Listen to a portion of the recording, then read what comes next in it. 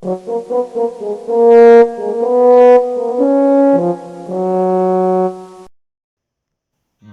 plusieurs années, les troubles et les tensions agitant le serveur Discord se multiplient. Au sein de ce climat de violence particulièrement propice à la barbarie et l'extrémisme, s'est vu développer plusieurs partis extrémistes recherchant l'anarchie et le chaos. Mais parmi tous ces groupes, il y en a un qui est sorti du lot, le PRO. Ce mouvement islamiste d'extrême gauche manœuvre depuis plusieurs années pour soutenir et financer le djihad par l'intermédiaire de la drogue, de prostitution, de vol à main armée et d'enlèvement. Les combattants de ce groupe, principalement des jeunes issus de quartiers défavorisés, n'ont pas de revendications exactes. Il semblerait néanmoins qu'ils soient tous entraînés dans ce combat macabre par la volonté de créer la République islamique. Des informations accablantes qui nous laissent sans voix. Mais qu'en pense Igor Ben-Trotsky?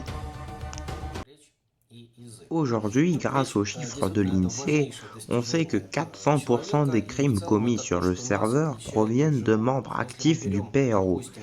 Il est aussi admis que ce groupe terroriste est totalement responsable de l'horrible guerre civile qui a découlé de la lamentable tentative de démocratisation du serveur.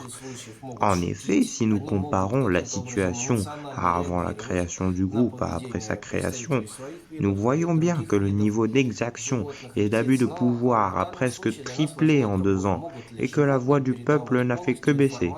Il est donc tout à fait légitime pour les membres du FLAD de mener cette lutte contre ce jeune groupe terroriste qu'est le PRO. Bien sûr, la vision du FLAD quant à la démocratie est bien plus subtile. Les idéologues du parti, dont j'ai eu l'honneur de lire les livres, nous expliquent de manière très rationnelle qu'une dictature constitutionnelle est la meilleure manière d'exprimer la volonté du peuple. Ils nous présentent par exemple leur théorie du sandwich sans sauce, et j'en passe.